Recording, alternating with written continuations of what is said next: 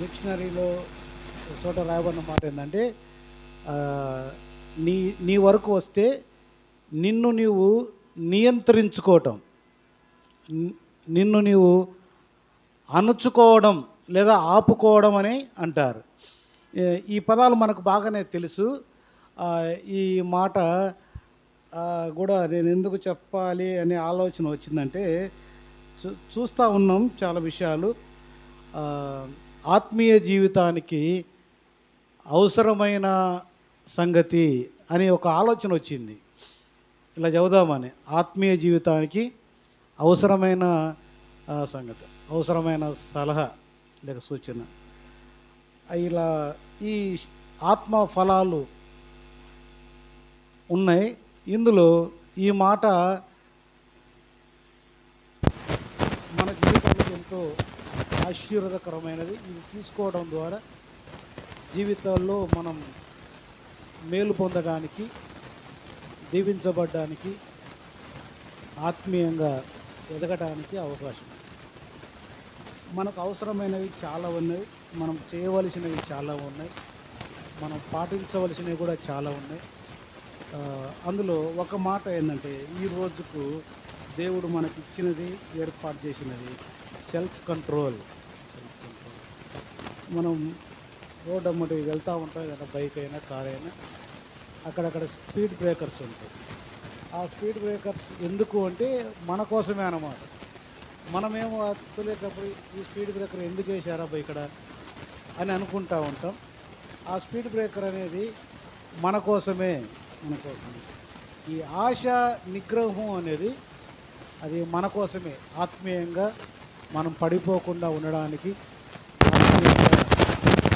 నిలబడడానికి, జీవించబడడానికి, ఆశీర్వదించబడడానికి అది మనకు ఉపయోగపడుతుంది. బైబిల్ గ్రంథంలో వారి ఆశను, వచ్చిన అవకాశాలను నిర్వహించుకొని, అణుచుకొని దీవించబడిన వ్యక్తులు ఉన్నారు. మనం ఆత్మీయంగా అవసరమైన అనే మాట అలా గుర్తుపెట్టుకోండి. దానియేలు గ్రంథం మొదటి అధ్యాయం 8వ వచనం దగ్గరికి వస్తాం మనం ఒకసారి. దానియేలు గ్రంథం మొదటి అధ్యాయము 8వ వచనాన్ని మనం చదువుకుందాం. దానియేలు గ్రంథం మొదటి అధ్యాయము 8వ వచనంలో ఈ విధంగా రాయబడింది. రాజు భుజించు భోజనమును పానము చేయు ద్రాక్షారసమును పుచ్చుకొని తన్ను అపవిత్రపరచుకొనకూడదని దానియేలు ఉద్దేశించి తాను అపవిత్రుడు కాకుండానట్లు వాటిని పుచ్చుకొనకుండా సెలవిమ్మని నపుంసకుల అధిపతిని వేడుకొనగా. మనకు దానియేలు గ్రంథంలో ఈ విషయాలు కూడా తెలుసు. ఇశ్రాయేలు చరిత్రలో వీరు దానియేలు మరియు ముగ్గురు యవనస్తులు, వారు ఇశ్రాయేలీల బిడ్డలు, దేవుని బిడ్డలు. ఆనాడు ఉన్న రాజులు యుద్ధం చేసినప్పుడు నెబుకద్నెజర్ రాజు కాలంలో ఇశ్రాయేలు ఓడిపోయినప్పుడు వారు వెళ్తూ ఆ దేశంలో ఉన్న కొద్దిమంది యవనస్తులను పట్టుకొని వెళ్ళిపోయారు. ఈ యవనస్తులు బలమైన వారు, మంచి రూపం కలిగిన వారు. వీరు ఉంటే మాకు ఏదైనా చేతి కింద ఉపయోగపడతారు, ఏదైనా పనిలో ఉపయోగించుకోవచ్చు వీరిని అని వారిని తీసుకువెళ్ళి వీరిని కొద్దిగా ఏదైనా ట్రైనర్ ఇచ్చి, ఏదైనా బాగా బలవంతంగా పెడితే, బాగా తిండి పెట్టి పెంచి పోషిస్తే వీరు మనకు ఉపయోగపడతారు. అది సెక్యూరిటీ గార్డుగా చేలో పనిచేయడానికి, ఎందుకైనా సరే వీరు ఉపయోగించుకోవాలని వీరి మీద ఆయన ఒక ఆశ, ఒక ప్లాన్ చేసుకొని వీరిని ఏర్పాటు చేసుకున్నాడు. వారి దేశంలో కూడా జనాలు ఉన్నారు, మనుషులు ఉన్నారు, యవనస్తులు ఉన్నారు. కానీ అది దేవుని చిత్తం ఏంటో వీరిని సెలెక్ట్ చేసుకున్నాడు ఆ రాజుగారు. అంటే ప్రతి దాని వెనుక, అది కీడు జరిగినా, అది ఎంత శోధన వచ్చినా, ఏ సమస్య వచ్చినా దాని వెనుక దేవుని ఉద్దేశం ఉంటుంది. యోసేపు అంటాడు కదా, అన్నీ జరిగిపోయిన తర్వాత వాళ్ళ అన్నోళ్ళు వచ్చి ఆహారం తినే సమయంలో చెప్తాడు. ఇది మన కొరకే ఈ రోజున ఈ విధంగా మనం పోషించబడ్డానికి ఆనాడు దేవుడు సంకల్పించాడని ఆయన గ్రహిస్తాడు. ఆయన అట్లనమాట. మనం కూడా ఈ ముగ్గురు యవనస్తుల జీవితాల్లో లేదా ప్రత్యేకంగా దానియేలు జీవితంలో దేవుడు ఒక ఉన్నతమైన స్థితి ఇవ్వడానికి, ఉన్నతమైన స్థితిలోనికి తీసుకువెళ్ళడానికి దేవుడే సంకల్పించిన సంకల్పం, అది దేవుని చిత్తం అని మనం ఒప్పుకోక తప్పదు. వీరిని తీసుకొచ్చిన తర్వాత రాజు వీరిని సపరేట్ గదిలో ఉంచి వీరికి సపరేట్ భోజనం పెట్టండి, ఆ భోజనం కూడా నేను నా మెనూలో ఏదైతే ఉంటుందో, నేను ఏదైతే తింటానో ఆ భోజనం వీరికి పెట్టండి, వీరు మనకు కావాలి, వీరు మనకు అవసరం ఉంది అని చెప్పినప్పుడు వారికి చెప్పలేదు, మీకు ఏ భోజనం పెడతామని చెప్పలేదు. ఓ రోజున వాళ్ళ దగ్గరికి తీసుకెళ్ళారు భోజనాన్ని. అవి తీసుకెళ్ళి చూడగా, అయ్యా ఇది మాకు ఏదైనా భోజనం ఏమైనా టిఫిన్ బాక్స్ ఏమైనా మారిందా, అటు రాజుగారి దగ్గరికి వెళ్ళాల్సిన బాక్సు మా దగ్గరికి వచ్చి మా దగ్గరికి రావాల్సిన బాక్స్ అటు వెళ్ళిందేమని వీళ్ళు టెన్షన్ పడ్డారు, భయపడి అడిగారు. అడిగితే ఆ బాక్స్ మీదే, రాజు కూడా అదే తింటాడు, రాజు మాకు ఆజ్ఞాపించాడు, రాజు ఏదైతే తింటున్నాడో, రాజు మెనూలో ఏ బలమైన పదార్థాలు ఉన్నవో మీకు కూడా అవే పెట్టమని రాజుగారు మాకు ఆజ్ఞాపించడం జరిగింది, అందుకే మీకు తీసుకొచ్చాం, మీరేం భయపడవలసిన పని లేదు, శుభ్రంగా తినండి అంటే అతడు ఆడ చెప్పడానికి పెద్దగా అవకాశాలు ఏమి ఉండవు. కానీ ఎందుకంటే వారంతా అన్యులు, వారికి దేవుడు, దేవుని భయం, దేవుని భక్తి, విశ్వాసం ఇవి ఏమీ తెలియదు. వీరు దేవుని బిడ్డలు, దేవుని మూలాలు కలిగిన వారు, దేవుని బిడ్డలు.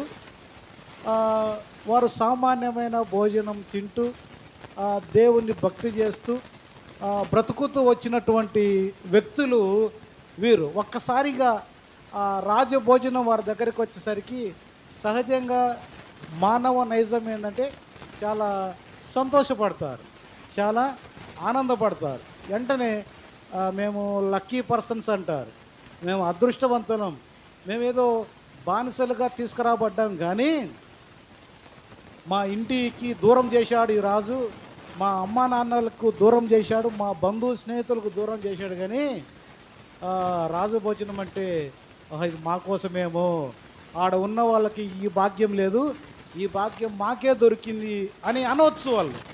మనమైతే అట్లా వర్ణిస్తాం, కానీ వారు అట్లా అనలేదు. అనగయ్యా రాజ భోజనం మాకు వద్దు అన్నాడు. ఎందుకు అంటే తనను తాను అపవిత్రపరచుకొనకూడదు అని. అంటే భోజనం ద్వారా కూడా అపవిత్రపరచబడతామని ఈ ప్యాసేజ్ ద్వారా తెలుస్తుంది. భోజనం ద్వారా అపవిత్రపరచబడతామా, చూపు ద్వారా అపవిత్రపరచబడతాం, మాట ద్వారా అపవిత్రపరచబడతాం, ఈ కార్యక్రమాల ద్వారా మనము అపవిత్రపరచబడతామని విన్నాం. కానీ ఇక్కడ ఈ రాజు భుజించు భోజనం ద్వారా కూడా అపవిత్రపరచబడతామని అర్థమవుతుంది. కానీ ధర్మశాస్త్రంలో కూడా ఇవి డైరెక్ట్ చెప్పలేవు, కానీ అప్పుడప్పుడు అక్కడక్కడ కొన్ని విషయాల ద్వారా కొన్ని అర్థమవుతాయి. కానీ ఇక్కడ వీరైతే దాన్ని ఆ రాజ భోజనాన్ని అదృష్టంగా భావించలేదు, మేము లక్కీ పర్సన్స్ అని వారు చెప్పలేదు. ఆ రాజభోజనం వచ్చినందుకు వారు బాధపడ్డారు, రాజభోజనం వచ్చినందుకు బాధపడ్డారు. మనకు ఎవరికైనా మంచి ప్రమోషన్స్, మంచి ఉన్నత స్థితి వచ్చి బాధపడతారా? హ్యాపీ అంటారు, వెంటనే స్తుతి కొడికి అంటారు వెంటనే కదండి. కానీ వీరు అబ్బా ఇది ఎందుకు మా దృష్టికి వచ్చింది, ఇది మా ఎదుటికి ఎందుకు వచ్చింది, ఇది రాకుంటే బాగుండు కదా అంటున్నారు వీళ్ళు అని వారు ఆ అధిపతిని రిక్వెస్ట్ చేసుకుంటున్నారు. తాను అపవిత్రుడు కాకుండానట్లు వాటిని పుచ్చుకొనకుండా సెలవు ఇమ్మని వారు వేడుకుంటున్నారు. దేవుడు నపుంసకుల అధిపతి దృష్టికి దానియేలునకు కృపా కటాక్షమునంద అనుగ్రహించను గనుక నపుంసకుల అధిపతి దానియేలుతో ఇట్లా నేను ఓకే మీరు కోరినట్లుగా మీకు కాయగూరలు పప్పన్నమే పెడతాం, సరే అయితే ఇది ఈ విషయం రాజుకు తెలిస్తే మా మీద కోపడతాడు. కానీ మేము ఎవరికి చెప్పం, మీరు కోరింది మీకు పెడతాం. మీరు కూడా ఎవరికి ఎక్కడ ఇది రివీల్ చేయబాకండి, ఇది రివీల్ చేయబాకండి. అక్కడ దానియేలు అతడు కోరుకున్నది జరిగిందాడ, కోరుకున్నది జరిగింది. నేను చెప్పిన మాట ఈ ఆత్మ ఫలాల్లో మనం చదువుకున్న మాట ఏంటంటే ఆశ నిగ్రహం, సెల్ఫ్ కంట్రోల్. దానియేలు తనను తాను అణుచుకున్నట్టుగా, తనను తాను కంట్రోల్ చేసుకుంటున్నట్లుగా. ఎవరమైనా ఒక్కోసారి మంచి భోజనం వస్తే ఈరోజు హాఫ్ మీల్ చేద్దాం అనుకున్న వాళ్ళు కూడా ఫుల్ మీల్ చేసేస్తారు. ఒక్కోసారి టేస్ట్గా ఉంది, రుచిగా ఉంది, ఒక ముద్ద తినాలనిపించింది, ఒక 2 ముద్దలు తినేసామంటాం అంతా అయిపోయినాక. తినకూడదు అనుకున్నా కానీ తినేసామంటాం కదండి. కానీ ఇక్కడ దానియేలు భక్తుడు తనను తాను అణుచుకున్నట్లుగా, సెల్ఫ్ కంట్రోల్ చేసుకున్నట్లుగా మనం చూస్తున్నాం. దానికి ప్రతిఫలంగా దానియేలు భక్తుడుకి వచ్చిన దీవెన, ఆశీర్వాదం ఏంటంటే చూడండి, 2వ అధ్యాయము 48-49 వచనాలు చూద్దాం. దానియేలు గ్రంథం 2వ అధ్యాయము 48-49 వచనాల్లో, అప్పుడు రాజు దానియేలును బహుగా హెచ్చించి అనేక గొప్ప దానములిచ్చి అతని బబులోను సంస్థానము అంతటి మీద అధిపతిగాను బబులోను జ్ఞానులందరిలో ప్రధానునిగాను నియమించెను. దానియేలు స్టేటస్, దానియేలు స్థాయి ఇక్కడ మారిపోయింది. యాక్చువల్గా 2వ అధ్యాయంలో వారికి పెద్దగా ఒక విగ్రహం తీసుకొచ్చి, ఈ విగ్రహాన్ని మీరు మొక్కండి, ఈ విగ్రహాన్ని మీరు దేవుడు అని చెప్పాలి, దేవుడిగా భావించాలి. మీరు ఒకవేళ మీ ఇంటిలో ఉన్నట్లయితే, మీ ఊరి దగ్గర ఉన్నట్లయితే మీరు మీ దేవుణ్ణి ఆరాధించుకోవచ్చు. కానీ మీరు ఇక్కడ ఉన్నారు కాబట్టి ఇక్కడ ఈ దేవుని మీరు ఆరాధించాలి అని వారి దృష్టికి వచ్చింది. వారి దృష్టికి వస్తే వారు ఎంత మాత్రమో వారి మాట వినకుండా, వారు నమ్మిన దేవునికి మాత్రమే వారు ప్రార్థన చేస్తూ, వారు మొక్కమన్న దేవునికి మొక్కకుండా వారు బలంగా ధైర్యంగా ఉన్నదాన్ని బట్టి వారిలో ఉన్న తను అపవిత్రపరచుకొనకూడదు అని భోజనం దగ్గరే అంత ఖచ్చితంగా ఉంటే, ఇక దేవునికి మొక్కండి ఆరాధించండి అంటే ఇంకెంత గట్టిగా ఉంటారు. ప్రాణం పోయినా, అది కూడా చూస్తాం తర్వాత, అగ్నిగుండం సమస్య రావటం, అగ్నిగుండం లేవు. మా ప్రాణం పోయినా పర్వాలేదు కానీ మా దేవుడికి తప్ప మేము వేరే దేవునికి మొక్కం. అదే నిర్గమకాండములో వ్రాయబడిన మాట, నీ దేవుడైన యెహోవా తప్ప నీకు వేరే దేవుడు ఉండకూడదు. నువ్వు ఆయనను మాత్రమే ఆరాధించాలి, ఆయనను మాత్రమే మొక్కాలి. మన భారతదేశానికి కూడా పెద్ద సవాళ్ళు రాబోతున్నాయి త్వరలో. ఇప్పుడు అన్నగారు ప్రకటించారు ఎలక్షన్ల కోసం ప్రార్థన చేయండి అని. ఈ ఫేక్యో నిజమో తెలియదు కానీ రకరకాల వాట్సాప్లు హల్చల్ చేస్తూ ఉన్నాయి. నిన్న ఒకటి చూశాను, ఆల్రెడీగా హిందూ దేశంగా చేసేయాలి భారతదేశాన్ని అని ఒక టీంని ఏర్పాటు చేశాడు ఆయన. అది వాళ్ళ పని వాళ్ళు చేస్తూ ఉన్నారు. ఒకవేళ వారు సంపూర్ణ మెజార్టీతో వస్తే చేసేది ఇదే అంటే, ఆ రోజున దానియేలంత రాకపోయినా కొసీసురు ఎంతో కొంత మన ఎదుటకు కూడా అదే పరిస్థితులు రాబోతుంది.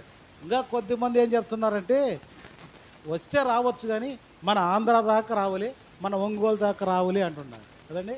అంటే అంత నమ్మకం ఇక్కడ బలంగా ఉన్నాములే అని, బలంగా ఉన్నాం అనుకుంటున్నాం. కానీ వాళ్ళు ఆల్రెడీగా అడుగులు పెట్టేశారు. ఎవరి అభిమానాలు వాళ్ళకుంటే పొర్రపాటున పొత్తు గెలిస్తే వాడు ఎంటర్ అయినట్ట కదా, పొరపాటున అంటున్నారు వస్తారని కూడా. అది మనకు సంబంధం లేని విషయం కదండి. అంటే ఒకవేళ ఇదే పరిస్థితి వచ్చి పైన సంపూర్ణమైన ఏ పొత్తులతో పని లేని బీజేపీ గవర్నమెంట్ వస్తే, ఆనాడు ఉన్న పరిస్థితులే మనకు కూడా రాబోతున్నాయని హెచ్చరికలు రాబోతున్నాయి. ఈరోజు ఎక్కడికి వెళ్ళినా సంఘాల్లో కానీ ప్రాముఖ్యంగా సేవకులలో పెద్ద సేవకులు మనం హెచ్చరిస్తున్న విషయాలు ఇవే. జాగ్రత్తగా ఉండండి, మీ సంఘాలను జాగ్రత్తగా పెంచండి, జాగ్రత్తగా బోధ చేయండి అని సేవకులను చాలా గట్టిగా హెచ్చరిస్తున్నారు. ప్రియులారా, ఈ నేను చెప్పే మాట ఏంటంటే ఆ, మనం ఆశ నిగ్రహం కలిగి ఉండాలి ఈ లోకంలో, ఈ జీవితంలో, ఈ బ్రతుకులో. ఇది దానియేలు భక్తుడు. ఆయన తనను తాను అణుచుకున్న వాడిగా ఉన్నాడు. దాన్ని బట్టి అతడేం బక్క చిక్కిపోలేదు, కానీ దానిని బట్టి అతడేం అణిచివేయబడలేదు, కానీ అతడు దీవించబడ్డాడు, గొప్పవాడయ్యాడు. ఆ దేశంలో చాలా జ్ఞానులందరిలో ప్రధానిగా నియమించబడ్డాడు. మన జీవితాల్లో కూడా మనము ఈ ఆశా నిగ్రహం కలిగి ఉండడం ద్వారా దానియేలు భక్తుడు పవిత్రత విషయంలో అతడు చాలా నిక్కచ్చిగా గట్టిగా ఉన్నాడు. మనందరికీ తెలిసి యాకోబుకు 12 మంది సంతానం. అందులో ఒక్కడే పరిశుద్ధతను పవిత్రతను కాపాడుకున్న యోసేపు కనబడతాడు. ఆదికాండం 49వ అధ్యాయం అంతా కూడా మనం చూస్తే ఒక్కొక్కరికి ఒక్కొక్క స్టోరీ ఉంటుంది. రూబేన్ పెద్ద కుమారుడు, అతడు వ్యభిచారి. షిమ్యోను, లేవి నరహంతకులు. యూదా సింహము లాంటి వాడు. తర్వాత ఒక్కొక్కరికి ఒక పేరు. ఆ తర్వాత ఒక్కడేమో గాడిద లాంటి వాడు, ఒకడేమో కట్ల సర్పం లాంటి వాడు, ఒకడేమో ఆశీర్వత శ్రేష్టమైన ఆహారం ఉంది. ఒక్కరిలో కూడా భక్తి కానీ, విశ్వాసం కానీ, మంచితనం కానీ, పవిత్రత, పరిశుద్ధత వారిలో ఉన్నట్టు కనబడదు. ఎవరు ఎట్లా ఉన్నా, రూబేను వ్యభిచారిగా ఉన్న, షిమ్యోను లేవీలు హంతకులుగా ఉన్న,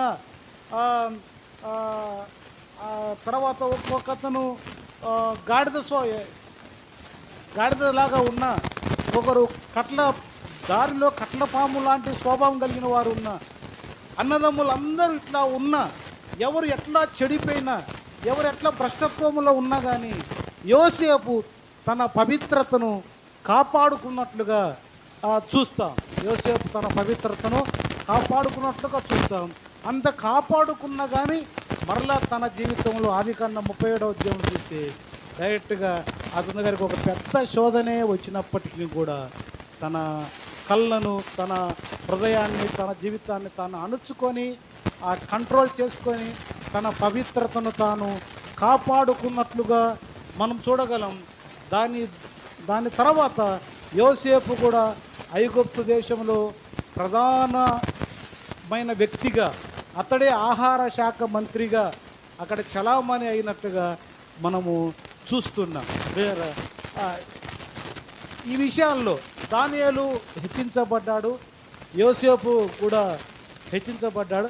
యాక్చువల్గా కొన్ని రెఫరెన్సులు చూపించచ్చు, కానీ తెలిసిన సంగతే కదా. వారు ఎట్లా వారి ఆశను చంపుకొని బ్రతికారు, వారి ఆశను వారు ఎట్లా అణుచుకున్న దాన్ని బట్టి వారు అణచివేయబడ్డారా, హెచ్చించబడ్డారా అనే మాటను మీ దృష్టికి తీసుకురావాలనుకున్నాను. దానియేలు జీవితం అంతటితో అంతమైపోలేదు, కానీ అతడు ఆ దేశంలో చాలా ప్రాముఖ్యమైన వ్యక్తిగా, చాలామంది ముఖ్యులు ఉంటే అందులో ఇతను కూడా ఒక ముఖ్యమైన వ్యక్తిగా ఉండడానికి దేవుడు సహాయం చేశాడు. యోసేపు తన యవ్వన కాలంలో వచ్చిన శోధనను తాను జయించాడు. ఆ జయించిన దానిని బట్టి, తాను అణుచుకున్న దాన్ని బట్టి అతడు కూడా ఐగుప్తు దేశంలో ఒక ఆహార శాఖ మంత్రిగా అతడు హెచ్చించబడ్డాడు.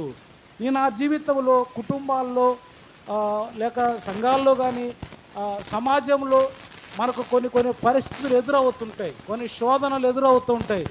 వాటిని లేక కొన్ని ఆశలు మనల్ని రేకెత్తిస్తూ ఉంటాయి. ఇది తీసుకుందాం, ఇక్కడికి వెళ్దాం, అక్కడికి వెళ్దాం, లేదంటే ఇలా ఉందాం, అలా ఉందాం. ఈ మధ్య కల్చర్ అంతా ఎటు వెళ్తుందో అర్థం కావట్లేదు. మోడ్రన్ కల్చర్, ఒక్కోసారి ఆ కల్చర్ చూసినప్పుడు ఈ కల్చర్ను ఫాలో అవుదాం అనిపిస్తూ ఉంటుంది కదండి. ఆ విషయాల్లో మనము కంట్రోల్ మనల్ని మనం చేసుకోవాల్సిన వారమై ఉన్నాం ప్రియులారా. ఇంకొక మాట చెప్పి నా మాట ముగిస్తాను అంతే. అదేంటంటే న్యాయాధిపతుల గ్రంథం 14వ అధ్యాయం దగ్గరికి రండి ఒకసారి. న్యాయాధిపతుల గ్రంథం 14వ అధ్యాయం 8-9 వచనాలు. న్యాయాధిపతుల గ్రంథం 14వ అధ్యాయము 8-9 వచనాలు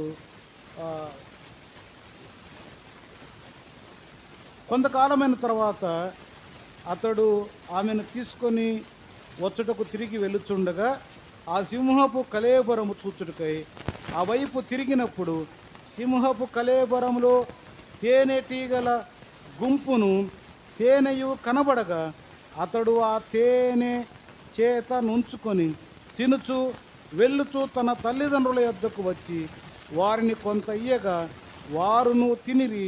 అయితే తాను సింహపు కళేబరములో నుండి ఆ తేనెను తీసిన సంగతి వారికి తెలియలేదు. ఇక్కడ మనకు తెలిసిన వ్యక్తి ఎవరంటే సంసోన్. ఈ సంసోన్ చరిత్ర కూడా చాలా ప్రాముఖ్యమైనది. మనకు బాగా పరిచయమైన వ్యక్తి సంసోన్. ఈ సంసోను 13వ అధ్యాయములో చూస్తే 3వ వచనంలో యెహోవా దూత ఆ స్త్రీకి ప్రత్యక్షమై, ఇదిగో నీవు గొడ్రాలవు, నీకు కానుపు లేకపోయెను, అయితే నీవు గర్భవతివై కుమారుని కందువు, కాబట్టి నీవు జాగ్రత్తగా ఉండి ద్రాక్షారసమునే గాని మద్యమునే గాని త్రాగకుండుము, అపవిత్రమైన దేనినైనను తినకుండుము, నీవు గర్భవతి అయి కుమారుని కందువు, అతని తల మీద మంగళకత్తి వేయకూడదు, ఆ బిడ్డ గర్భమున పుట్టినది మొదలుకొని దేవునికి నాజీరు చేయబడిన వాడై ఫిలిస్తీన్ల చేతిలో నుండి ఇశ్రాయేలీయులను రక్షింప మొదలుపెట్టునని చెప్పాను. ఇక్కడ రాయబడిన మాట ఏంటంటే, సంసోను గర్భములో ఉన్నప్పుడే నాజరు చేయబడ్డాడు. తన తల్లి గర్భంలో, అంటే అభిషేకించబడిన వాడు. ఒక ప్రత్యేకమైన పని కోసం ఫిలిస్తీన్ల చేతిలో బందీలుగా బానిసలుగా ఉన్నటువంటి ఇశ్రాయేలీయులను రక్షించడానికి రక్షకుడిగా పుట్టినవాడు. రక్షకుడిగా, న్యాయాధిపతిగా ఆయన పనిచేశాడు. రక్షకుడిగా పుట్టాడు. సహజంగా ఈ పేరు చాలా గొప్ప పేరు కదండి. యేసు ప్రభు కూడా ఈ లోకంలో ఎట్లా పుట్టాడు? రక్షకునిగా పుట్టాడు. దావీదు పట్టణమందు నేడు రక్షకుడు మీ కొరకు పుట్టి ఉన్నాడు, ఆయన ప్రభు అయిన యేసుక్రీస్తు. ఇక్కడ ఇశ్రాయేలీయులను రక్షించడానికి, ఇశ్రాయేలీయులను కాపాడడానికి, ఇశ్రాయేలీయులకు మంచి న్యాయం తీర్పు తీర్చడానికి దేవుని చేత నాజీరు చేయబడి అభిషేకించబడి తల్లి గర్భములో పడక ముందే దేవుని చిత్తములో ఉండి జన్మించబడిన వాడు సంసోన్. ఈయన అభిషేకించబడినవాడు. ఈ పాత నిబంధన కాలంలో ఇందాక మనం చదువుకున్నాం కదా, దానియేలు తనను తాను అపవిత్రపరచుకోనకూడదని ఆహారము తినకుండా తను తాను ఆపుకున్నాడు. ఇక్కడ ఒక మాట ఉంది, అదేంటంటే చూడండి, బైబిల్ గ్రంథంలో లేవియకాండం 11వ అధ్యాయం 8వ వచనం. లేవియకాండం 11వ అధ్యాయము 8వ వచనములో ఒక మాట ఉంటుంది చూడండి. వాటి మాంసమును మీరు తినకూడదు, వాటి కళేబరములను ముట్టకూడదు, అవి మీకు అపవిత్రములు. అవి మీకు అపవిత్రములు. ఆ 11వ వచనములు కూడా ఉంటుంది అదే మాట. అవి మీకు హేయములుగానే ఉండవలెను, వాటి మాంసమును తినకూడదు, వాటి కళేబరములను హేయములుగా ఎంచుకొనవలెను. ఇక్కడ ఒక ఇది శవం, ఒక కళేబరం. ఆ కళేబరము హేయమైనది, ఆ కళేబరము అపవిత్రం, దాన్ని ముట్టకూడదు, అది అపవిత్రము అని రాయబడింది. తేనె అనేది చాలా మంచిది, తేనె అనేది అది చెడ్డది కాదు. తేనె స్వీట్గా ఉంటుంది, చాలా తేనె ఆరోగ్యం ఇస్తుంది, తేనె మనకు క్షేమం. మనం కూడా అది ఎంత రేటు ఉన్నా కాస్ట్లీ అయినా మనం కొనుక్కొని తీసుకోవడానికి, అది తినడానికి, తాగడానికి మనం ప్రయత్నం చేస్తాం. శాంసన్ ఆయన ఒక పని నిమిత్తం, అది మనకు తెలుసు, ఆయన ఒక వివాహం నిమిత్తం వారి తల్లిదండ్రులు తీసుకొని వెళ్తూ ఉన్నాడు. వెళ్తూ ఉంటే దారిలో ఒక అడవి చెట్ల మధ్యలో ఆ తేనె కనపడింది. ఆ తేనె ఎక్కడ ఉందంటే చెట్ల మధ్యలో ఉంది, కానీ చెట్ల మధ్యలో ఒక కళేబరం ఉంది. అది సింహ కళేబరం, అది శవం అనొచ్చు. ఆ కళేబరములో ఉన్నది. కళేబరములో ఉన్నదాన్ని అతడు తేనె తీసుకొని అతను తాగి వారి అమ్మా నాన్నలు కూడా ఇచ్చాడు. బైబిల్ ఏం చెప్తుందంటే సంసోను మాత్రమే అపవిత్రమయ్యాడు, అపవిత్రపరచబడ్డాడని చెప్పబడతా ఉంది బైబిలు. కానీ వారి అమ్మా నాన్నలు అపవిత్రమైపోయారని చెప్పడంలా. అంత స్పష్టంగా కూడా రాయలేదు, కానీ మనకు అర్థమయ్యేది, మనకు తెలిసేది ఇదేనమాట. అంటే సంసోను మాత్రమే ఆ తేనె తాగడం ద్వారా అపవిత్రుడైపోయాడు, కానీ వారి అమ్మ నాన్నల గురించి ప్రస్తావించడంలా. ఎందుకు ప్రస్తావించడం లేదు?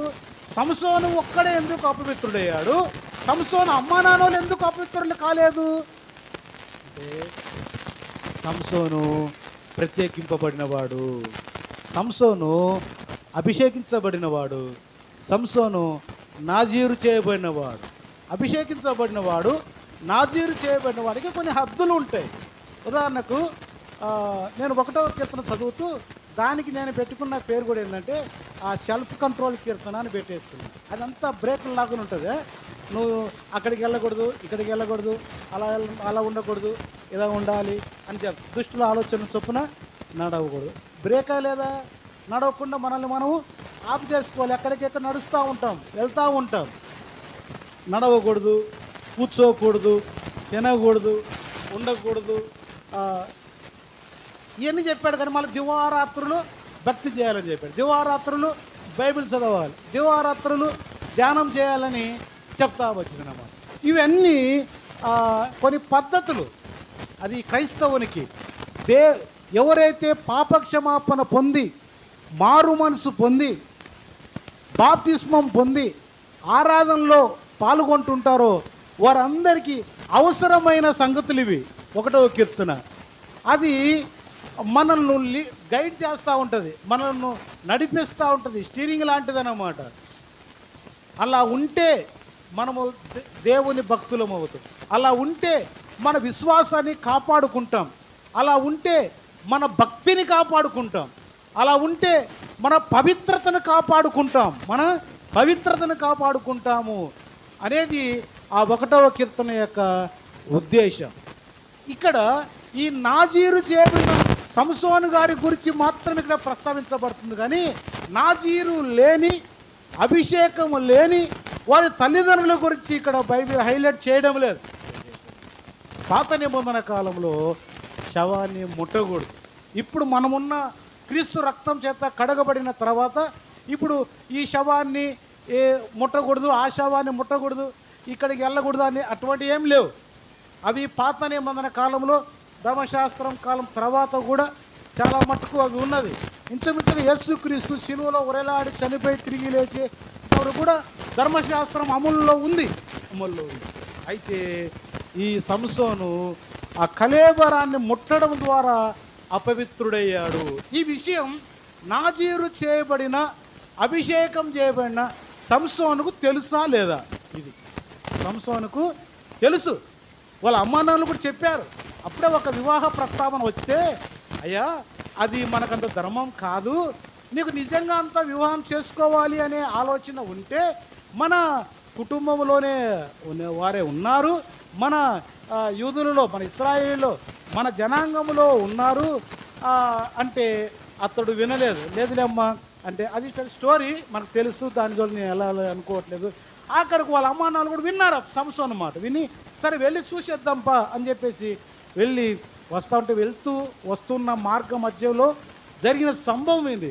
వెళ్తున్నవాడు వెళ్ళడమే తప్పు, వెళ్ళినా తప్పే, అక్కడ చూచి రావడం తప్పే, ఆ తర్వాత చేసుకోవడం కూడా తప్పే. కానీ వాటన్నిటికీ మించి ఆ తేనె అతని కంటికి బాగా కనపడింది. అది బాగా శ్రేష్టమైనదని మనకు తెలుసు, రుచి కలిగినదని తెలుసు. రుచి కలిగినదే, శ్రేష్టమైనదే. కానీ ఎక్కడ ఉన్నది? శవం మీద ఉన్నది. శవాన్ని మనకు ఒక బిర్యానీ ప్యాకెట్ ఉంటుంది, తినడం వల్లదండి, అందరూ తింటాను, నేను కూడా తింటాను. మీకంటే ఒక మధ్య ఎక్స్ట్రా తింటాను నేను, పోటీ పెట్టుకున్నాను. కానీ ఒక ట్రాక్ మీద కనపడింది, తీసుకుంటామా? ట్రాక్ అపవిత్రమైనదా? ఏమైంది? కానీ తీసుకోం. ఏదో కల్మషము, లేదంటే కలుషితం అవుతాను, లేదంటే ఏదో ఒకటి, లేదంటే ఒక్కోసారి ఫ్రస్ట్రేషన్ తీసి పక్కన పెట్టండి. అసలు ఫ్రస్ట్రేషన్ పక్కన పెడితే ఆడున్నది మనము తినం, అంతే. అది స్వచ్ఛంగా ఉండకపోవచ్చు, శుభ్రంగా ఉండకపోవచ్చు అనేది ఉద్దేశం. ఇక్కడ కూడా సంసోను తలుచుకుంటే ఏదైనా చేయగలడు, ఏదైనా సాధించగలడు. కానీ ఇప్పుడు అతని ఎదుటగా ఒక పరీక్ష, తనను తాను కంట్రోల్ చేసుకోగలుగుతాడా లేదా, తనను తాను నియంత్రించుకోగలుగుతాడా లేదా అని చూస్తే సంసోన్ ఫెయిల్ అయిపోయాడు. సంసోన్ పోయాడు, శవాన్ని ముట్టాడు, ఆ తేనె తీసుకున్నాడు. ఆ తేనె తీయటం అంటే అంత ఆశమాశయం కాదు. తేనె తీయటం అంటే చాలా అది గొప్ప విషయమే. మనం కూడా ఎవరైనా తీయలేం. మీకు ఎవరైనా ఉందే మా టాలెంట్, దాని చుట్టూ ఈగలు ఉంటాయి. ఆ ఈగల్లో నుంచి మనం సేఫ్గా బయటికి రావాలంటే దానికి చాలా ప్రయోగాలు ఉంటాయి, చాలా చాలా పనులు చేయాలి. పొగ వేసో మంట వేసో లేదా మనల్ని మనం కవర్ చేసుకొని తీసుకురావాలి. అది ఆ టెక్నిక్, అది టాలెంట్. అయితే ఈ టాలెంటు, టెక్నిక్, జ్ఞానం ఇవన్నీ దేవుడు ఇచ్చాడు సంసోనుకు. సమృద్ధి అయిన అభిషేకం, సమృద్ధి అయిన ఆత్మ నింపుదల ఇవన్నీ సంసోనుకు ఉన్నాయి. కానీ ఏ శవాన్ని ముట్టితే అది అపవిత్రత అని దేవుడు చెప్పాడో పాత నిబంధన కాలంలో, అది అపవిత్రం, దాన్ని ముట్టకూడదని క్లియర్గా రాయబడింది. ఇంకా చూడాలంటే 24వ అధ్యాయము 22వ వచనములో కూడా ఉంటుంది అదే మాట. చూడండి, లేవియ కాండములో 24వ అధ్యాయము 22వ వచనములో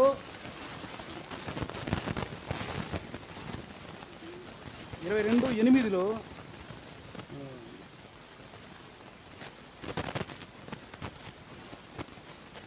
లేవియ కాండం 24వ అధ్యాయము 22వ వచనం, మీరు పక్షపాతము లేక తీర్పు తీర్చవలయును, మీలోనున్న పరదేశికి మీరు చేసినట్లు మీ స్వదేశికిని చేయవలెను, నేను మీ దేవుడైన యెహోవాను అని చెప్పుము అని చెప్పాను. ఇది కాదు 22:8 22:8 చూడండి. 22వ అధ్యాయం 8వ వచనంలో, అతడు ఆ కళేబరమునైనను చీల్చబడిన దానినైనను తిని దాని వలన అపవిత్రపరచుకొనకూడదు, నేను యెహోవా. నేను చెప్తున్నది ఎవరు? యెహోవా. నువ్వు ఒక్కరోజు ఆ తేనె తాగడం ద్వారా వచ్చే లాభం, శక్తి ఏం లేదు. ఒక పూట నువ్వు తినకపోయినంత మాత్రాన వచ్చే నష్టం ఏం లేదు. కానీ దేవుని మాట మనం ఎంత గౌరవిస్తున్నాం, దేవుని మాటను ఎంత మనం వింటున్నాం అనేది. అంటే నిన్ను నువ్వు పరిశుద్ధపరచుకోవడానికి, నీ మట్టుకు నువ్వు పరిశుద్ధంగా ఉండడానికి నువ్వు ఏమి చేస్తున్నావు, ఎలా వ్యవహరిస్తున్నావు. ఇదిగో దానియేలు భక్తుడు తనను అపవిత్రపరచుకోకుండా ఉండడానికి ఆ భోజనాన్ని సైతం రిజెక్ట్ చేశాడు, దాన్ని తృణీకరించాడు, తన పవిత్రతను తాను కాపాడుకున్నాడు. శాంసన్ తన పవిత్రతను తాను కాపాడుకోలేకపోయాడు. అతను సంసోను దాదాపుగా 3 రకాల ద్వారా తన పవిత్రతను పోగొట్టుకున్నాడు. ఇప్పుడు ఈ తేనె తినడం ద్వారా అంటే అపవిత్రమైపోయాడు. తర్వాత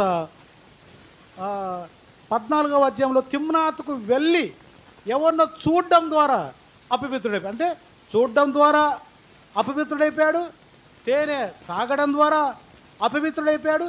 తర్వాత మరలా ఇంకొక ప్రాంతానికి వెళ్ళి ఎవరిను ఒక స్త్రీని కలుసుకోవడం ద్వారా అతడు అంటే శరీరం ద్వారా అపవిత్రుడైపోయాడు, ఆ కన్ను ద్వారా, చూపు ద్వారా అపవిత్రుడైపోయాడు, ఆ తినడం తాగడం ద్వారా కూడా అపవిత్రుడైపోయాడు. కాబట్టి ఈ లోకంలో మనల్ని వెంటాడుతున్న శోధనలు ఇవి, మనల్ని వెంబడిస్తున్న సమస్యలు ఇవి. అంటే తిండి ద్వారా కూడా శోధన వచ్చే ప్రమాదం ఉంది. అదే అండి ఈడ బీపీ, షుగర్లు ఇవన్నీ ఒక్కోసారి మనలో బాడీలో ఉన్న ఇన్సులిన్ ప్రాబ్లమ్ను బట్టి, కొన్ని విటమిన్స్ ప్రాబ్లం బట్టి వచ్చే సమస్యలు, రోగాలు ఓకే. కానీ ఒక్కోసారి మనం దేనికి అదుపు లేకుండా మనం వాటిని కంట్రోల్ లేకుండా తీసుకోవడం ద్వారా కూడా అనారోగ్యాలకు మనము గురయ్యే అవకాశం ఉంది. మా తెలిసిన సోదరులు ఒక ఆయన ఉన్నాడు సేవకుడు. ఆయన అన్ని టీ తాగుతాడు, కాఫీ తాగుతాడు, అంత అంత చక్కెర కూడా తింటాడు, మళ్ళీ ట్యాబ్లెట్ వేసుకుందాం అంటాడు. తినడం ఎందుకు, ట్యాబ్లెట్ వేసుకోవడం ఎందుకు? ఎందుకండి అంటే తినడం ద్వారా ఈ రోగం వస్తుందని తెలుసు నీకు, ఇది తినకూడదని తెలుసు నీకు, కానీ అంటే ఏమంటే దాని మీద మనకు కంట్రోలింగ్ లేదు, మన నియంత్రించుకునే శక్తి, నియంత్రించుకునే కెపాసిటీ మనకు లేదు. ఈ రోజున నేను 40 నిమిషాలు చెప్పినట్టుగా ఉంది కదా, నాకు 11:10కి ఇచ్చారేమో టైం. ఎంతసేపు చెప్పినా నేను చెప్పాలనుకున్న మాట ఏంటంటే, దానియేలు తనను తాను నియంత్రించుకున్నాడు, ఒక ఉన్నత స్థితికి వెళ్ళిపోయాడు. సంసోను తనను తాను నియంత్రించుకోలేకపోయాడు, సెల్ఫ్ కంట్రోల్ లేక ఉండిపోయాడు, తన అభిషేకాన్ని కోల్పోయాడు, నాజీరు పోగొట్టుకున్నాడు, తర్వాత తల్లిదండ్రులకు అవమానం తెచ్చాడు. తర్వాత ఆదికాండంలో మనుషులందరూ పాపులు అయిపోయాక దేవుడు ఈ లోకాన్ని చూసినప్పుడు అందరి లోకమంతా చెడిపోయిన తర్వాత దేవుడు ఏమంటాడంటే, అసలు వీరిని ఎందుకు సృష్టించానా అని బాధపడ్డాడు. వాళ్ళని కలుగజేసినందుకు, వారిని నిర్మించినందుకు, వారిని తయారు చేసినందుకు దేవుడు బాధపడ్డాడు. ఇప్పుడు సంసోను విషయం వాడి తల్లిదండ్రులకు ఒక గిఫ్ట్ లాగా ఇచ్చాడు. వారికి చాలా కాలం పాటు గర్భఫలం కోసం ఎదురు చూస్తూ ఉంటే మంచి జాక్పాట్ లాగా సామాన్యుని ఇవ్వల, గొప్ప వాడిని ఇచ్చాడు. ఎలాంటి వాడిని ఇచ్చాడు? రక్షకుణ్ణి ఇచ్చాడు, న్యాయాధిపతిని ఇచ్చాడు. మనం ఎవరొక్కర్లేండి, ఒక ఆడపిల్ల మగపిల్ల పుడితే చాలనుకుంటున్న రోజులేవి, కానీ ఆ రోజున ఎవడో మగపిల్లని ఇచ్చాడు, అతను కూడా రక్షకుణ్ణి ఇచ్చాడు. ఇశ్రాయేలు రక్షించడానికి రక్షకుడిగా పుట్టాడు. అంత హోదా, అంత మంచి ఆధిక్యత దేవుడిస్తే సంసోను ఆధిక్యతను పోగొట్టుకున్నాడు. కారణం ఏంటంటే సెల్ఫ్ కంట్రోల్ లేక. ప్రియులారా, ఒకసారి ఆలోచన చేద్దాం. మన జీవితాల్లో మన బ్రతుకులు కూడా ఎన్ని మార్లు మనల్ని మనం నియంత్రించుకోలేక, సెల్ఫ్ కంట్రోల్ లేక నష్టపోయిన సంగతులు, అపవిత్రపరచబడిన సందర్భాలు, సన్నివేశాలు, పరిస్థితులు మన జీవితాల్లో లేవంటారా? అందుకని మనల్ని మనము కంట్రోల్ చేసుకోవలసిన అవసరత, ఆవశ్యకత ఎంతైనా ఉంది పిల్లలు, ఎంతైనా ఉంది. కాబట్టి ఈ వాక్యం వింటున్నాం మనం. చాలా చిన్న సంగతి, ఒక్క ఆలోచన మాత్రమే మీ దృష్టికి నేను తీసుకురావాలనుకున్నాను. ఈ సంసోను గురించి సహజంగా ఎక్కడికెక్కడికి వెళ్తారు, తిమ్నాతోని, గాజా అని, ఆ స్త్రీ దగ్గరికి వెళ్ళి ఏదో చెప్తారు అపవిత్రత. కానీ నేను ఇది చెప్పాలనుకున్నాను. అతడు కన్ను ద్వారా, పంటి ద్వారా, కన్ను ద్వారా, పంటి ద్వారా, శరీరం ద్వారా ఇతడు అపవిత్రుడైపోయాడు. కానీ ఈరోజు నేను చెప్పే మాట ఏంటంటే, పంటి ద్వారా చేసిన పాపం లేటే దాని ద్వారా అతడు అపవిత్రుడు అయిపోయాడు, అపవిత్రుడైపోయాడు. ద్వితీయోపదేశకాండం 14వ అధ్యాయం 8వ వచనములు కూడా అదే మాట ఉంటుంది. ద్వితీయోపదేశకాండం 14వ అధ్యాయం 8వ వచనములు కూడా, మరియు పంది 2 డెక్కలు గలదైనను నెమరువేదు కనుక అది మీకు హేయము, వాటి మాంసం తినకూడదు, వాటి కళేబరములను ముట్ట. అది ఏదైనా సరే కళేబరాన్ని ముట్టకూడదు. నేను చిన్న మాట మీ దగ్గరికి తీసుకొస్తున్నాను. చూడండి ప్రియులారా, యేసు ప్రభు వారు కూడా తన జీవితంలో తనను తాను కంట్రోల్ చేసుకున్నట్లుగా చూడగలం. మా మాట చెప్పి నేను ముగిస్తాను. లూకాసు వార్త 23వ అధ్యాయము 35వ వచనం చూడండి. లూకాసు వార్త 23వ అధ్యాయము 35 నుంచి 38 వచనాలు. లూకాసు వార్త 23వ అధ్యాయము 35, 36, 37, 38 వచనాల్లో మనం చూస్తే ఆ ప్రజలు నిలవబడి చూచుచుండిరి. అధికారులు, వీడు ఇతరులను రక్షించెను, వీడు దేవుడు ఏర్పరచుకున్న క్రీస్తు అయిన ఎడల తన్ను తాను రక్షించుకొనమని అపహసించిరి. అంతటా సైనికులు ఆయన యొద్దకు వచ్చి ఆయనకు చిరకనిచ్చి, నువ్వు యూదుల రాజువైతే నిన్ను నీవే రక్షించుకొనుమని ఆయనను అపహసించిరి. ఇతడు యూదుల రాజని పై విలాసమును కూడా ఆయన పైగా వ్రాయబడింది. ఇక్కడ ప్రజలు ఆయన్ను హింసిస్తున్నారు, దూషిస్తున్నారు, ఎగతాళి చేస్తున్నారు. అక్కడ ఉన్న సైన్యం యూదుల రాజా అనడం, ఎగతాళి చేయటం, ముందు నుంచి ఒకటి తన్ని వెనక నుంచి నిన్ను తన్నిన వాడెవడో చెప్పు అని చెప్పడం, తర్వాత నువ్వు ఒక దొంగ కూడా నువ్వు చేతనైతే నిన్ను నువ్వు రక్షించుకొని దిగి నన్ను కూడా రక్షించు అని. తర్వాత యూదుల రాజా నీకు శుభం అని చెప్పి అతన్ని అపహసించడం, గేలి చేయటం మాట్లాడుతుంటే జాగ్రత్త చూడండి. చేస్తూ ఉంటే యేసు ప్రభు ఫ్రస్ట్రేషన్కు ఫీల్ అయితే, ఫ్రస్ట్రేషన్కి గురైతే ఏదైనా చూడండి, నా ప్రతాపం ఏంటో, నేనేంటో చూపిస్తా, నా బలం ఏంటో, నా శక్తి ఏంటో.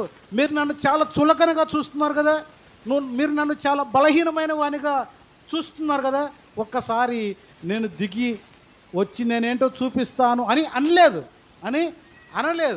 ఎందుకు అనలేదు అంటే ఆయన ఒక యజ్ఞంలో ఉన్నాడు. ఆయన ఒక పని మీద ఈ లోకానికి వచ్చాడు. అదేంటంటే మనుషులందరూ పాపం చేస్తూ దేవుడు అనుగ్రహించు మహిమను పొందలేకపోతున్నారు. ఈ మనుషుల పాపాలను పరిహరించడానికి, మనుషుల పాపాలను తీసివేయడానికి ఈ లోకానికి వచ్చాడు. ఈ మనుషుల పాపను శిలువలో ఆయన మీద వేసుకొని శిలువలో మోసి రక్తం చిందించే యజ్ఞంలో ఆ పని మీద ఆయన ఉన్నాడు. ఇప్పుడు ఆ యజ్ఞాన్ని పాడు చేయడానికి, ఆ పనిని పాడు చేయడానికి ఆయన ఎదుటికి వచ్చిన రోషంతో కూడిన మాటలు, ఆయన ఎదుటికి వచ్చినటువంటి ఆ పరిస్థితిలో ఆయన తనను తాను అణుచుకున్నాడు. తనను తాను సెల్ఫ్ కంట్రోల్ చేసుకున్నాడు. యేసు ప్రభు శిలువలో ఆయనే కంట్రోల్ చేసుకోకుండా ఇదిగో నేను దిగుతా చూడు, నేను దేవుణ్ణే కాదా అని అనలే. ఆయన దిగి ఉంటే యజ్ఞం పాడైపోతుంది. ఆయనకు తెలియదు వెనక నుంచి ఎవడు తన్నాడో, ఇదిగో పలానాడు తన్నాడు, పలానాడు తిట్టాడు చూసి చెప్పొచ్చు ఆయన, కానీ చెప్పలే. ప్రతిదాన్ని కూడా ఆయన భరించి శిలువలో సహించి ఆయన తనను తాను అణుచుకొని, తనను తాను నియంత్రించుకొని తనను తను ఆపుకున్నట్టుగా మనం చూడగలం. అట్లనే ఈ ఆశా నిగ్రహం అనేది చాలా శ్రేష్టమైన మాటే. ఇంతసేపు దాన్ని చెప్పాల్సినంత అవసరమే లేదు. అట్లా వివరించేసరికి అంత దూరం వెళ్ళిపోయింది టైం అంతే. అందుకే చాలా రెఫరెన్స్లు మీకు చూపించకుండా ప్లెయిన్గా చెప్పుకుంటూ వచ్చాను.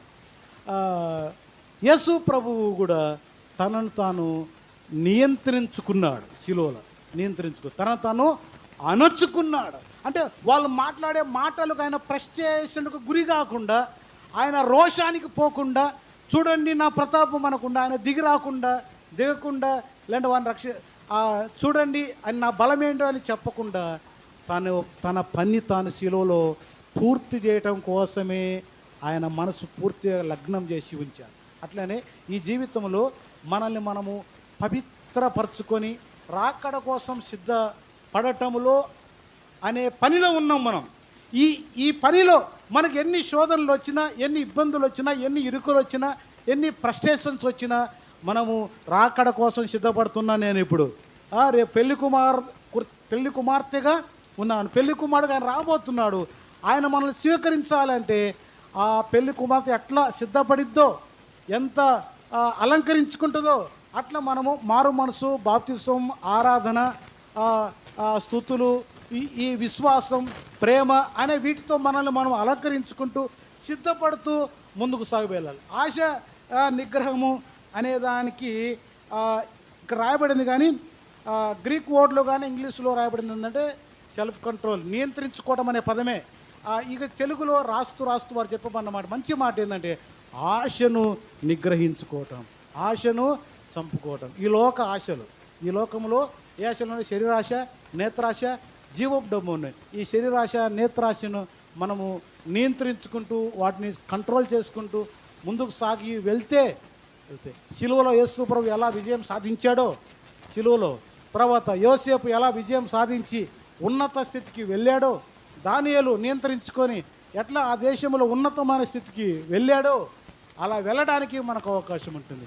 ఒకవేళ మనల్ని మనం నియంత్రించుకోకపోతే, సెల్ఫ్ కంట్రోల్గా మనం ఉండకపోతే, సంసోన్ అభిషేకాన్ని కోల్పోయాడు, దేవుణ్ణి బాధపరిచాడు, దేవుని దుఃఖపెట్టాడు.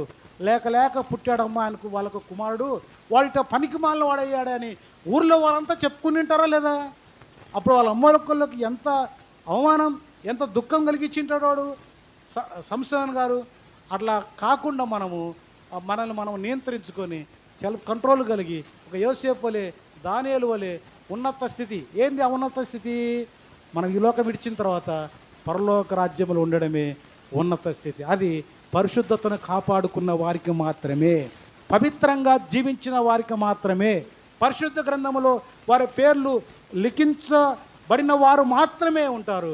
పరిశుద్ధ గ్రంథములో మన పేరు లిఖించబడాలంటే మనం పరిశుద్ధంగా ఉండాలి, పవిత్రంగా ఉండాలి, పరిశుద్ధతను కాపాడుకోవాలి. ఆ విధంగా ఉండడానికి దేవుడు సహాయం చేయనుగాక. దేవుడు ఈ మాటలు దీవించుగాక. సమయాన్ని తిరిగి సేవకులకు అప్పచెప్తున్నాను.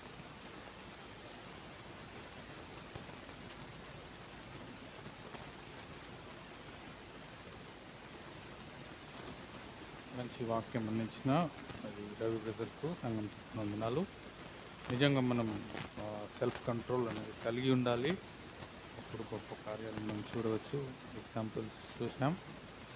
మరి ఆ విధంగా మనం సెల్ఫ్ కంట్రోల్ అనుదినం మనం ఎక్సర్సైజ్ చేయడానికి దేవుడు మనకు సాయం చేయండి కాక ప్రార్థన చేస్తున్నాం. సర్వాధికారి సర్వోన్నత మా గొప్ప దేవ, మీ సన్నిధిలో నిలిచి మీ వాక్యం వినడానికి గొప్ప భాగ్యం మాకు దయచేశారు. అందుకే మీకు స్తోత్రాలు చెల్లిస్తున్నాం. సెల్ఫ్ కంట్రోల్, ఆశా నిగ్రహం అనేకసార్లు మేము కలిగి ఉండం ప్రభా. ఇప్పటి నుంచి మేమందరం కూడా మరి దానియేలు వలె, యోసేపు వలె, మరి యేసుక్రీస్తు వలె సెల్ఫ్ కంట్రోల్ మా జీవితంలో కలిగి ఉండడానికి మాకు సహాయం చేయండి అయ్యా. అన్ని విషయాల్లో ప్రభావ మీ వాక్యం మా హృదయాల్లో, మా జీవితాల్లో ఫలించి ప్రభావ మీ కొరకు మేము కార్యాలు చేసేవారంగా మమ్మల్ని అందరినీ బలపరుస్తున్న విధానం బట్టి మీకు స్తోత్రాలు తెలుస్తున్నాం. వాక్యం అందించిన రవి బ్రదర్ని ఇంకా బలపరచండి. మరి సంఘంలో జరిగే కార్యక్రమాలన్నిటి కొరకు, మరి బైబిల్ స్టడీ, సిస్టర్స్ మీటింగ్, మరి గృహ కూడికలు, మరి అన్నిటి కొరకు అందరి కొరకు ప్రార్థన చేస్తున్నాం. అన్నిట్లో మీ నామానికి మహిమ గంట తెచ్చుకునండి. మమ్మల్ని అందరినీ మీ చేతికి అప్పగించుకుంటుండగా చేరేసిన ప్రతి ఒక్కరిని బట్టి వారిలో వారికి ఉన్న అక్కర్ల అవసరతను బట్టి మీ సన్నిధిలో ప్రార్థన చేస్తున్నాం. మీరే అన్ని తీర్చే దేవుడు కనుక మమ్మల్ని అందరినీ మీ చేతికి అప్పగించుకుంటుండగా తిరిగి మేము కలుసుకుని పర్యంతం మాకు అందరికీ తోడని నడిపించుకోండి. మా రక్షకుడు విమోచకుడు నేను యేసుక్రీస్తు నామంలో ప్రార్థించి వేడుకుంటున్నాం తండ్రి. ఆమేన్. అందరికీ వందనాలు.